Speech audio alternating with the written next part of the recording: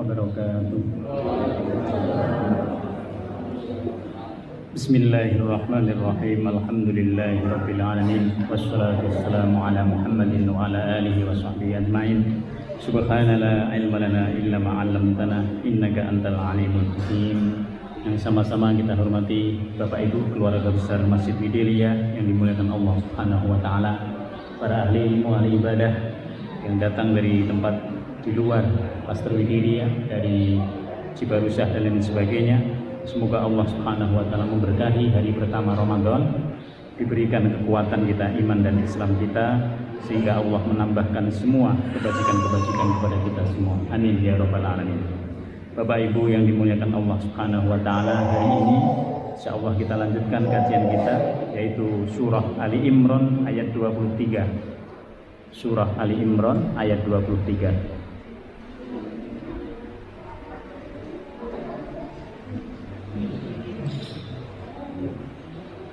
Mari kita baca bersama-sama beberapa ayat yang menjadi tema dari kajian kita pada kesempatan pagi hari ini. A'udzu billahi minasy syaithanir rajim. Bismillahirrahmanirrahim. Alam tara ilal ladzina utu nasiban minal kitabi yud'auna ila kitabillahi liyahkuma bainahum ثم يتولى فريق منهم وهم معرضون ذلك بأنهم قالوا لا تمسنا النار إلا أياما معدودات وغرهم في دينهم ما كانوا يفترون فكيف إذا جمعناهم ليوم لا ريب فيه ووفيت كل نفس ما كسبت وهم لا يظلمون قل اللهم مالك الملك تؤتي الملك من تشاء وتنزع الملك ممن تشاء وتعز من تشاء وتذل من تشاء بيدك الخير إنك على كل شيء قدير تولج الليل في النهار وتولج النهار في الليل وتخرج الحي من الميت وتخرج الميت من الحي وترزق من تشاء بغير حساب لا يتخذ المؤمنون الكافرين أولياء من دون المؤمنين ومن يفعل ذلك فليس من الله في شيء إلا أن تتقوا منهم تقاه ويحذركم الله نفسه وإلى الله المصير قل إن تخفوا ما في صدوركم أو تبدوه يعلمه الله ويعلم ما في السماوات وما في الأرض والله على كل شيء قدير يوم تجد كل نفس ما عملت من خير محضرا وما عملت من سوء تود لو أن بينها وبينه أمدا بعيدا ويحذركم الله نفسه والله رؤوف بالعباد صدق الله العظيم. Bismillahirrahmanirrahim. Alam ta'lam, tidakkah kalian kaum muslimin memperhatikan perintah ini, perintah kita memperhatikan orang lain, termasuk perintah yang berasal dari Allah Subhanahu wa taala. Jadi kita harus mengambil pelajaran dari orang lain, dari pihak lain. Maka Allah Subhanahu wa taala menggunakan kalimat alam tar. Tidaklah kalian memperhatikan. Untuk apa kita memperhatikan orang lain? Bukan untuk kita dengki, bukan supaya kita lalu pengen seperti dia, tidak. Supaya kita bisa mengambil pelajaran. Orang lain di sini adalah orang Yahudi, karena sebelumnya Allah sudah memberikan contoh kepada kita semua bahwa mereka di dalam beragama itu tidak sesuai. Tidak sesuainya itu yang kemarin, minggu yang lalu, mereka beragama tapi mereka mengikuti hawa nafsunya sendiri. Apa contohnya? Contohnya siapapun nabi yang datang kepada mereka, kalau mereka tidak sukai, mereka akan upayakan untuk dibunuh. Ini ciri dari orang Yahudi. Nah, sekarang kita lihat, alam taro, tidaklah kalian melihat juga kepada mereka, yaitu allazina, orang-orang utu, yang diberikan kepada mereka nasibam minal kitab. Nasib, tahu nasibku? Nasibku itu berarti bagian. Ini nasibku, kan kita sering gitu, aduh udah nasib, ya itu bagianmu, gitu. Nasibam minal kitab. Alkitab itu ada berapa Alkitab? Ada 4. Ada Zabur, ada Taurat, ada Injil, ada Al-Quran. Kalau kita diberi salah satunya, berarti kita mendapatkan bagian. Nasib, ya, itu namanya nasib. Maka nasib itu dari bahasa Arab. Nasibam minal kitab. Mereka orang Yahudi ini adalah salah satu dari umat yang diberikan oleh Allah Alkitab, yaitu Taurat. Apa yang terjadi pada mereka? Yud'auna ila kitabillah. Mereka menyeru kepada kitab Allah.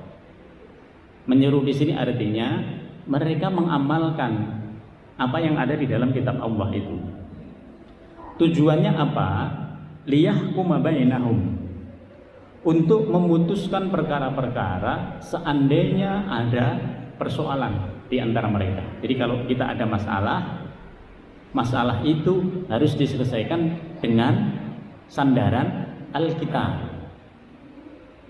Kita rujuk kepada Al-Quran.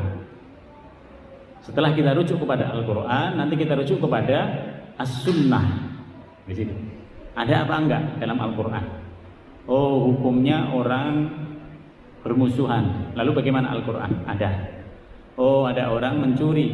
Hukumnya bagaimana dalam Al-Quran? Demikian juga dalam Taurat. Semua itu ada hukumnya. Setelah mereka diberikan Alkitab, kitab itu tujuannya untuk memutuskan perkara-perkara di antara mereka. Coba perhatikan berikutnya. Summa itu kalau dalam Al-Quran, mereka mengamalkan mulanya, mereka taat mulanya, tapi lama-lama nanti keluar dari ketaatan itu. Dulu iman, tapi lama-lama nanti dia tergerus imannya, lalu nggak sholat, lalu kemudian keluar dari agama Islam. Nah, gitu. Ini kalimat summa. Jadi summa itu berproses. Mereka semula mengamalkan apa yang ada dalam Taurat, summa yatawalla fariqum minhum, tetapi kemudian sebagian dari mereka berpaling dari Alkitab.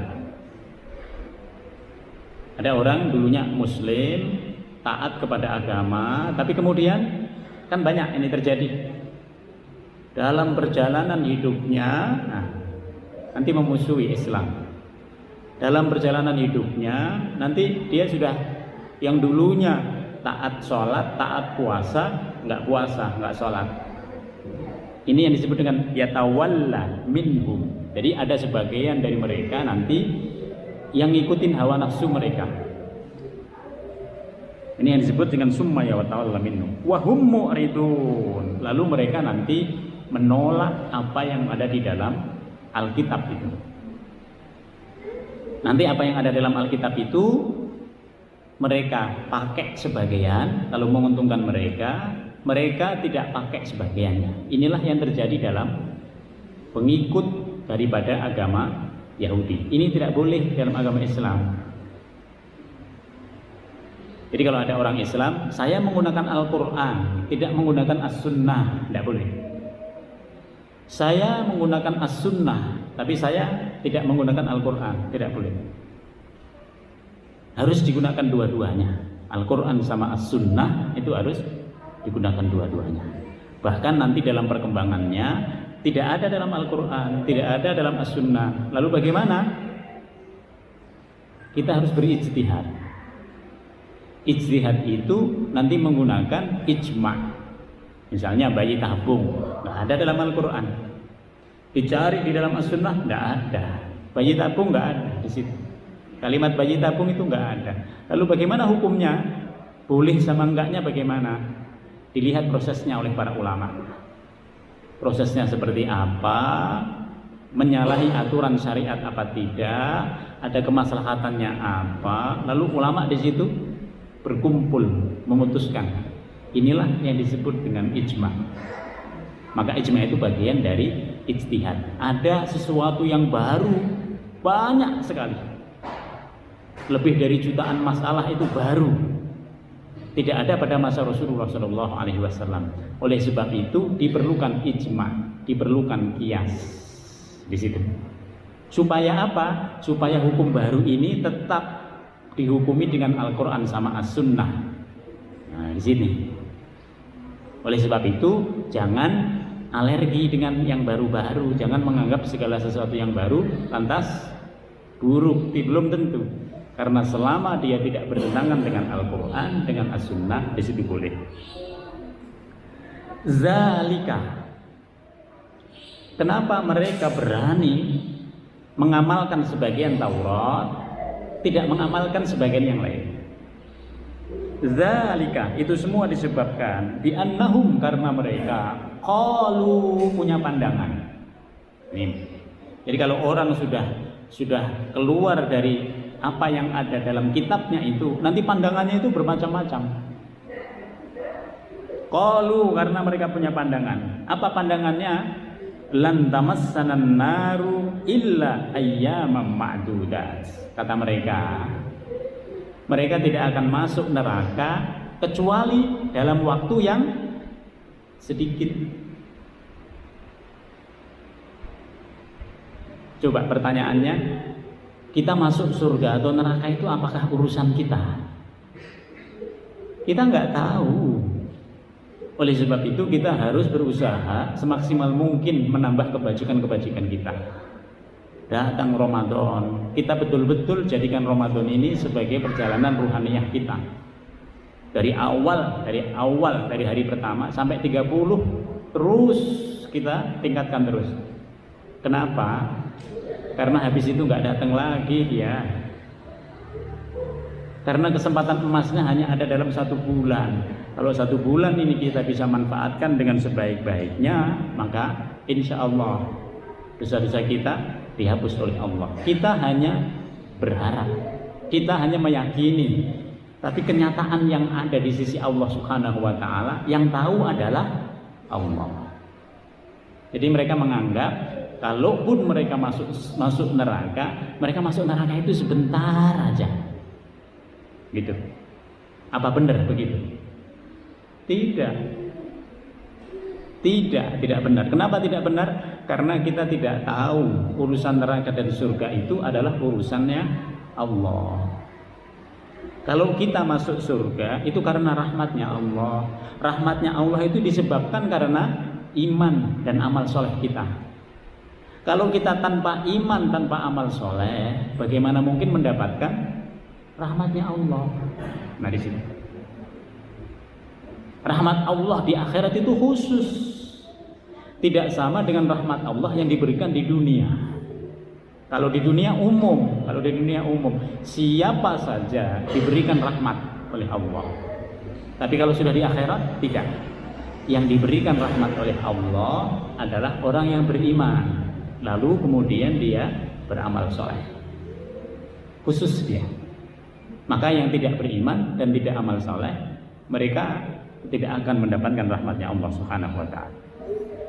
Wa gharrahum fi dinihim, dan mereka terperdaya di dalam keberagamaan mereka. Maka nu yaftarun, mereka terperdaya itu oleh apa-apa yang tidak ada dalam Taurat, tapi mereka buat-buat sendiri.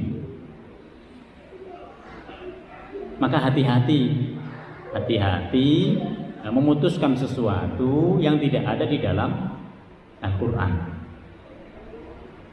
Kita bisa terperdaya. Begitu kita salah, nanti yang lain kita akan salah juga di situ.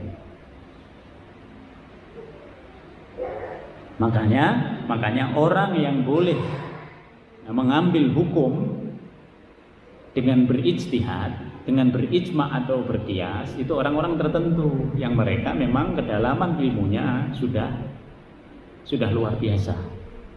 Kalau orang-orang awam seperti kita ini masih belum, kita ngikutin aja sambil kritis, kira-kira sesuai apa tidak. Nah, kita kritis dalam beragama itu wajib kritis, nggak boleh pokoknya saya surga nunut neraka katut. Nah, kalau itu guru saya masuk surga ya saya masuk surga, kalau guru saya masuk neraka ya jangan. Nah, itu urusannya sendiri-sendiri. Nah, di situ. Fa kaifa idza jama'nahum, maka bagaimana jika nanti kami kumpulkan mereka liyaumin la raiba fi, pada hari yang hari itu pertemuannya tidak bisa disangsikan lagi. La raiba fi. Hari apa itu? Hari kebangkitan. Bahwa semua manusia akan dibangkitkan oleh Allah. Jadi semua orang yang ada di alam barzah, di alam kubur, semua orang yang pernah hidup di dunia akan dibangkitkan kembali oleh Allah Subhanahu wa ta'ala. Wa wuffiyat kullu nafsin ma kasabat wa hum la yudlamun. Dan wa wuffiyat, diberikan balasan kullu nafsin, setiap jiwa, ma kasabat, sesuai dengan yang dilakukan. Di sini kita masuk surga atau neraka itu sangat tergantung pada amalan kita.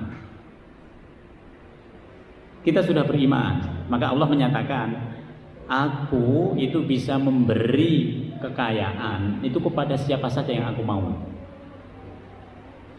Bisa dia orang tidak beriman, bisa dia orang musyrik, bisa dia orang tidak beragama, diberikan kekayaan.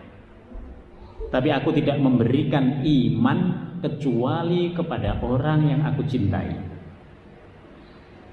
Sekarang pertanyaannya, pengen yang diberi secara umum atau dicintai oleh Allah? Kita pengen dicintai Allah. Kalau pengen dicintai oleh Allah, semua yang kita miliki ini harus diikutkan pada aturan Al-Quran. Insya Allah kita selamat nanti dunia dan akhirat. Kita ini termasuk orang-orang yang dicintai oleh Allah karena sudah diberikan keimanan. Kita tinggal beramal soleh, Semua itu sudah ada ketentuannya dari Allah. Rezeki kita sudah ada ketentuannya dari Allah, umur kita sudah ada ketentuannya dari Allah, semua sudah ada. Kita tinggal jalanin aja. Yang penting kita sudah punya iman. Kita ini termasuk sudah orang-orang yang dicintai oleh Allah Subhanahu wa ta'ala. Tinggal melanjutkan saja supaya iman ini terus sampai kita meninggal dunia dalam keadaan iman kepada Allah Subhanahu wa ta'ala. Wahum la yudlamun, dan mereka itu ketika nanti dibangkitkan oleh Allah, dihisab amalnya, dihitung amalnya itu, mereka sama sekali tidak dizolimi oleh Allah. Kenapa? Karena kalau di dunia ini kita berurusan dengan orang, dalam kaitannya dengan diadili, banyak sekali yang tidak adil, banyak sekali kezoliman. Kita yang benar bisa disalahkan, gitu. kita yang salah bisa dibenarkan di situ di dunia, tapi di akhirat tidak bisa. Wahum la yudlamun, tidak ada satupun siapapun dia yang dizalimi oleh Allah Subhanahu wa taala. Karena itu orang-orang yang dulu dalam kehidupan di dunianya dizalimi, dia akan mendapatkan keadilan di akhirat. Karena itu orang-orang yang dulu di dunia dia tidak puas dengan hukum yang ada di dunia, maka dia akan membawa nanti kepada keadilan di akhirat. Maka di akhirat itu tidak ada yang terzalimi. Karena Allah tidak memiliki kepentingan kepada siapapun. Masing-masing kita berdiri sesuai dengan amalan kita. Kul, katakan Muhammad. Jadi ayat di atas tadi adalah gambaran bagaimana orang-orang Yahudi. Orang Islam nggak boleh seperti itu. Kul, katakan Muhammad, kalau mereka masih tidak percaya dengan semua yang engkau sampaikan tadi, bahwa nanti mereka itu akan dihisab oleh Allah, dihitung amalannya sesuai dengan yang mereka lakukan. Kul, katakan, Allahumma, wahai Tuhan, Malikal mulk, yang memiliki semua kekuasaan, tu'til mulka man tasya. Engkau memberikan kekuasaan itu kepada orang yang engkau kehendaki. Maka Allah itu bisa orang yang musyrik jadi raja, orang yang tidak beriman jadi penguasa, gitu. Allah bisa memberikan semua kekuasaan kepada siapapun yang dikehendaki. Wa tanzi'ul mulka mimman tasya. Allah juga bisa mencabut kekuasaan sesuai dengan yang Dia kehendaki. Jadi jangan dikira di balik orang berkuasa itu dia sendiri yang hebat. Enggak. Dia bisa berkuasa karena dia menggunakan orang-orang yang ada di sekitarnya. Dia bisa berkuasa ujung-ujungnya nanti karena ada izin dari Allah. Kalau tidak diizinkan oleh Allah, tidak bisa. Kita hari ini diizinkan di sini. Tapi kalau kita lihat ada orang-orang yang tidak diizinkan, sudah berusaha sekalipun nggak bisa datang ke sini. Maka Allah mengizinkan sesuatu. Semua yang terjadi di muka bumi ini diizinkan oleh Allah. Bahkan dahan yang jatuh sekalipun itu atas izin Allah Subhanahu wa taala. Wa tu'izzu man tasya. Dan Allah itu bisa wa tu'izzu, memuliakan orang yang Dia kehendaki. Bapak Ibu bisa lihat di sekitar kita, atau dulu yang ada di kampung-kampung kita. Itu dulu anaknya orang biasa-biasa saja, sering dia dilecehkan, sering dia tidak dipedulikan, tiba-tiba sekarang menjadi orang besar. Kalau Allah menghendaki, Allah mengizinkan orang yang biasa itu menjadi orang besar, dia bisa menjadi orang besar.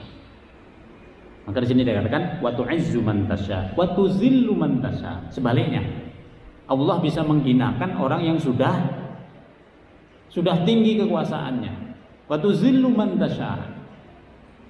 Semua itu kehendaknya ada pada Allah Subhanahu wa taala. Oleh sebab itu kuncinya bagi kita semua, setelah kita berikhtiar habis-habisan, itu adalah minta kepada Allah.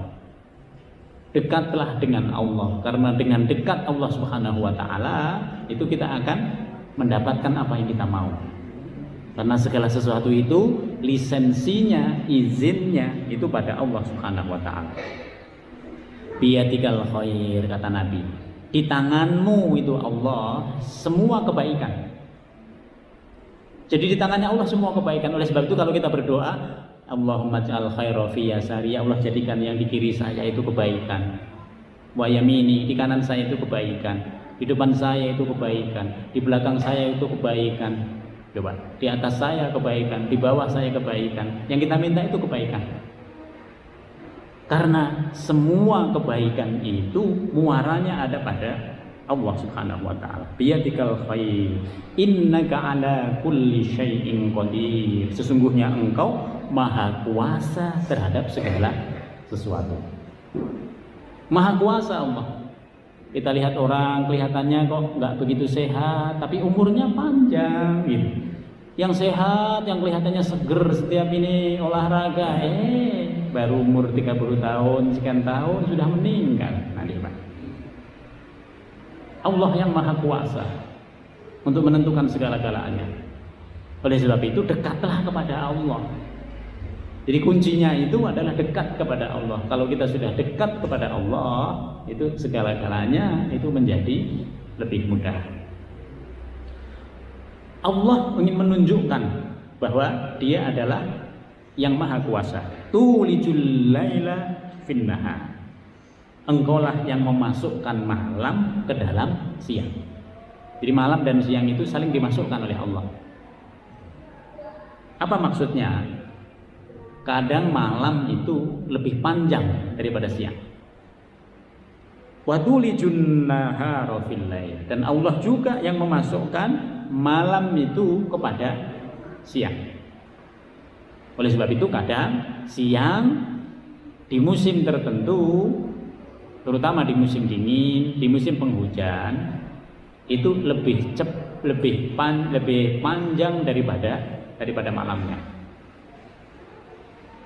Semuanya itu diatur oleh Allah. Semuanya itu kekuasaannya Allah. Kalau Bapak Ibu keluar dari Indonesia ke tempat yang lain akan melihat musim panas dan musim dingin itu berbeda sekali. Kalau di tempat yang punya 4 musim akan lihat lagi perbedaan malam dan siang itu sebagai tanda-tanda kekuasaan Allah Subhanahu wa taala begitu terlihat. Maka semuanya ini patut kita perhatikan karena di dalamnya ada kekuasaan Allah Subhanahu wa taala. Wa tukhrijul hayya minal mayyit. Allah juga mengeluarkan kehidupan itu dari sesuatu yang mati. Banyak kita dulu tidak ada. Di mana kita? Sebelum kita berada dalam kandungan ibu kita. Kalian semua itu al-amwat, kalian semua itu mati. Maka mati itu 2 kali, ya. Mati itu bukan 1 kali. Sebelum kita ada di dunia ini, kita semuanya mati. Karena tidak berbentuk kita. Dianggap sebagai al-amwat. Lalu setelah itu kita dihidupkan oleh Allah Subhanahu wa taala di dunia. Lalu kita diwafatkan oleh Allah. Lalu ingat, setelah itu kita akan dihidupkan untuk selama-lamanya oleh Allah Subhanahu wa taala. Wa tukhrijul mayyita minal hayy. Dan dialah yang mengeluarkan nanti yang mati menjadi hidup. Mudah banget bagi Allah Subhanahu wa taala. Kita semua nanti begitu sudah berada di alam barzakh, begitu sudah di alam kubur, akan dibangkitkan oleh Allah. Bangkit semuanya. Coba. Ini belum terjadi, tapi ini pasti akan terjadi. Maka yang disebut oleh Al-Quran itu pasti benarnya. Wa tarzuqu man tasya'u bighairi hisab. Kalau masih belum percaya, lihat yang terakhir ini. Dan Allah itu memberikan rizki kepada orang yang dikehendaki sesuai dengan kemauannya. Coba Bapak Ibu perhatikan, rizki bighairi hisab. Apa artinya bighairi hisab? Imam Al-Maraghi mengatakan bighairi hisab itu artinya tanpa capek. Ibu nggak usah capek-capek datang rezeki, pernah nggak? Oh pernah. Nggak ngapa-ngapain tapi dapat rezeki. Pernah. Pasti kita semua pernah. Yang disebut bighairi hisab itu yang kedua adalah bimakna al-adat, tidak terhitung jumlahnya. Maksudnya di luar perhitungan kita. Kita sudah bekerja begini-begini, kita nganggap nggak dibayar. Ternyata dibayar. Kita bekerja begini, lalu kita harap, ya Allah semoga saya dapat sekian hari ini. Tapi ternyata lebih dari itu. Ngarep pengen dikasih suami hari ini, ya cukuplah untuk ke pasar mungkin 200-300 ribu. Dikasih oleh suaminya 1 juta. Bighairi hisab, di luar hitungan kita. Ini disebut dengan bighairi hisab. Allah banyak sekali ngasih yang begitu. Yang ketiga, Yang disebut dengan ghairi hisab itu adalah al-muthalabah, tanpa kita minta. Coba, ini masjid ini pernah enggak dulu kita minta? Sejak kita remaja minta, ya Allah semoga saya nanti tinggal di Widelia. Terus di Widelia itu ada masjidnya. Terus di situ bisa kita ngaji. Terus bisa itu, coba ada enggak gitu kita? Enggak. Kita hanya mintanya umum, ya Allah kalau saya dikasih tempat, kasihlah tempat yang baik, orang-orang di sekitar itu baik. Ini coba umum kita minta. Pernah enggak dalam bayangan kita akan berada di Jonggol? Ya kan? Di mana itu kan? Di Jonggol ternyata kita. Coba di situ. Tidak banyak dalam kehidupan ini yang tidak kita minta, tapi Allah memberi. Pernah nggak kita berpikir bahwa anak kita akan seperti itu, punya anak ini. Enggak. Maka banyak yang tidak kita minta kepada Allah, tapi Allah memberinya. Nanti dalam kehidupan di akhirat itu segala-galanya serba menakjubkan kita. Karena yang diberi oleh Allah Subhanahu wa taala itu bighairi hisab semuanya. Dari sisi kita tidak minta bighairi hisab, dari sisi jumlahnya melampaui dari yang kita maui, dari sisi kecapeannya kita cuma datang ke masjid, kita cuma Ramadan, pahalanya luar biasa. Kalau bukan Allah tidak bisa. Oleh sebab itu kembalikan semuanya kepada Allah Subhanahu wa taala. Kemudian setelah itu pindah ke tema yang lain. Tema itu adalah di sini, la yattakhidul mu'minunal kafirina auliya. Wahai orang beriman, janganlah kalian yang sudah beriman itu menjadikan orang kafir sebagai aulia. Apa di situ artinya? Di tempat Ibu, sebagai pemimpin, sebagai kekasih, yang dengannya semuanya kita serahkan. Ini nggak boleh, kecuali di tempat itu memang kita tidak punya kekuasaan apa-apa. Memang dari dulu sejarahnya yang menguasai adalah orang yang tidak beriman. Seperti kalau ada orang Islam tinggalnya di Amerika, tinggalnya di Rusia, ya mereka harus ngikut di sana. Yang tidak boleh apa di sini? Yang tidak boleh adalah menyerahkan semua urusan, termasuk urusan agama kita, kepada mereka. Maka dalam urusan agama itu khusus. Kita boleh bermuamalah dengan mereka, kita boleh bekerja sama dengan mereka, kita boleh bersama-sama memajukan klaster, kita boleh bersama-sama memajukan negara. Tapi jangan mereka dijadikan sebagai aulia, yang dengannya nanti kita akan ngikut segala-galanya. Itu yang tidak boleh di situ. La yattahidul mu'minun al-kafirina auliya min dunil mu'minin. Ada kalimat min dunil mu'minin. Min dunil mu'minin di sini itu selain yang terbagus itu adalah pemimpin kita jika dia sama keimanannya dengan kita. Karena tidak akan ada masalah. Dalam beragama nanti tidak akan ada masalah. Wa may yaf'al dzalika, dan barang siapa yang orang yang tidak beriman itu dijadikan sebagai pemimpin mereka, falaysa minallahi fi syai'in illa an tattaqu minhum tuqa. Niscaya dia tidak akan memperoleh apa-apa dari Allah Subhanahu wa taala kecuali karena menjaga diri dari sesuatu yang kalian takuti. Tidak mendapatkan apa-apa di sini apa? Tidak mendapat banyak kebaikan, tidak akan mendapatkan banyak keberkahan, kita akan mengalami kesulitan. Illa an tattaqu minhum tuqa. Jadi yang kita lakukan itu sebatas bertahan. Yang penting kita bisa beribadah. Udah cukup kalau dalam keadaan seperti itu. Tapi kalau pemimpinnya itu pemimpin yang muslim, semuanya bebas. Orang yang non muslim pun dia juga diberikan kebebasan. Di situ kelebihannya. kita bisa mengekspresikan keagamaan kita dengan baik, orang-orang yang tidak beriman itu juga dapat. Kenapa? Karena kalau pemimpin itu muslim, dia harus melindungi seluruhnya. Dia harus menjadi rahmat. Sebagaimana Rasulullah Shallallahu Alaihi Wasallam itu menjadi rahmat bagi alam semesta. Wa yuhadzirukumullah. Wa yuhadzirukumullah. Dan Allah memperingatkan kamu akan siksaannya. Wa yuhadzirukumullahu nafsah. Artinya apa di sini? Hati-hati dengan pilihan kita. Hati-hati dengan pilihan kita, karena pilihan kita itu mempengaruhi kehidupan kita. Jadi kalau pemimpin dalam satu negeri itu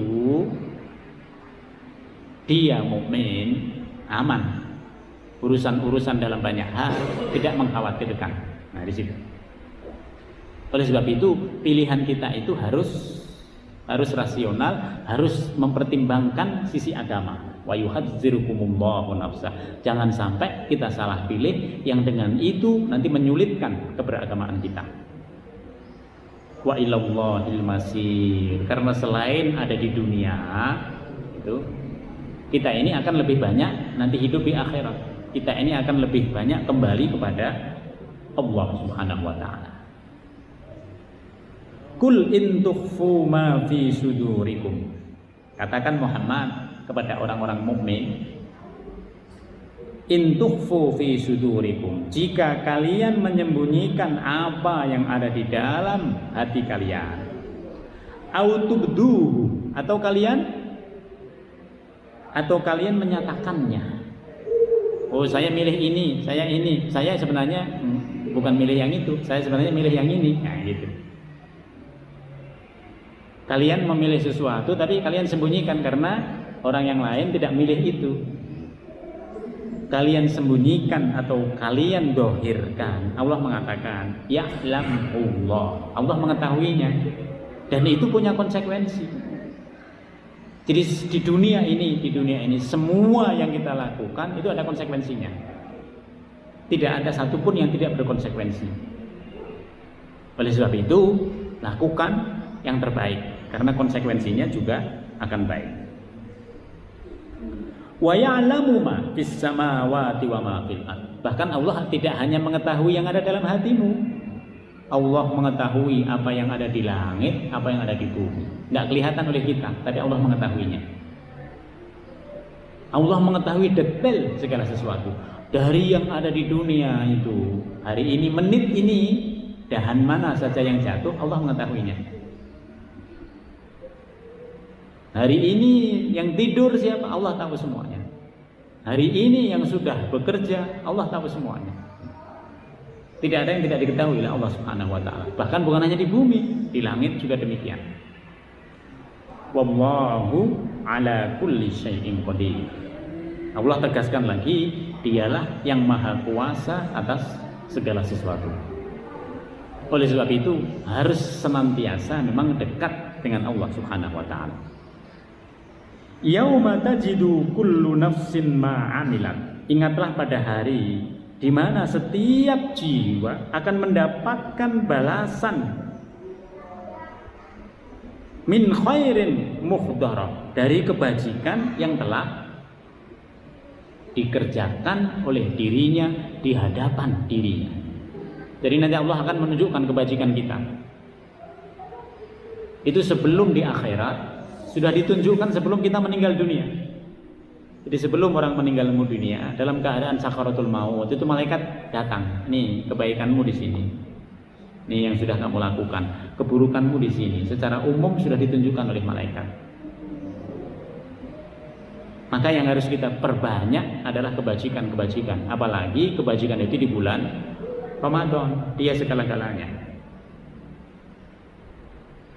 Semua kita punya perjalanan di Ramadan ini. Semua kita dari awal Ramadan sampai akhir Ramadan. Perjalanannya mau seperti apa? Sangat tergantung kepada kemauan kita. Kalau mau baik, semangat dari awal sampai akhir. Jangan sampai tertinggal. Kalau tidak bisa sholat tarawih sendiri bersama-sama, sholat tarawih sendirian. Pokoknya semua dilakukan oleh kita, supaya begitu keluar Ramadan kita diampuni oleh Allah Subhanahu wa taala. Wa ma 'amilat min su'in, demikian juga Allah akan menunjukkan kepada kita kalau yang kita lakukan itu keburukan-keburukan. Tawaddu law anna bainaha wa bainahu amadan ba'ida. Bedanya kalau orang ditunjukkan oleh Allah kebaikan-kebaikannya, dia tenang, dia senyum. Maka banyak orang yang meninggal dunia dalam keadaan senyum. Orang mukmin itu kalau meninggal dunia, orang mukmin dia diistirahatkan dari semua kesibukan dia sebelumnya. Makanya dia senang. Maka kalau orang meninggal dunia itu dia digembirakan oleh Allah karena dia diberhentikan dari semua kesibukan-kesibukan dunia. Tapi kalau orang itu adalah orang yang gemar berbuat keburukan, di sini dikatakan tawaddu law anna bainaha wa bainahu amadan ba'ida.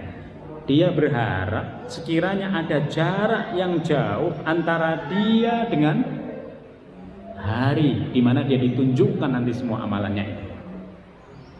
Makanya ketika amalan itu sudah ditunjukkan, ketika orang itu dalam keadaan sakaratul maut, orang itu sudah takut, sudah luar biasa takutnya. Karena dia sudah tidak bisa lagi berbuat apa-apa, balasan yang ditunjukkan oleh Allah itu membahayakan dirinya. Maka dia berharap, ya Allah kalau bisa itu yang namanya hari kebangkitan itu jangan sekarang. Semakin dia minta diundur, semakin dia tersiksa. Makanya sama-sama berada di alam kubur, orang yang baik dengan orang yang tidak baik itu berbeda. Yang baik merasakan kenyamanan, kenikmatan, walaupun sama-sama cuma 1 meter kali berapa meter itu, 1,5 meter kali 1,5 meter, cuman segitu dia.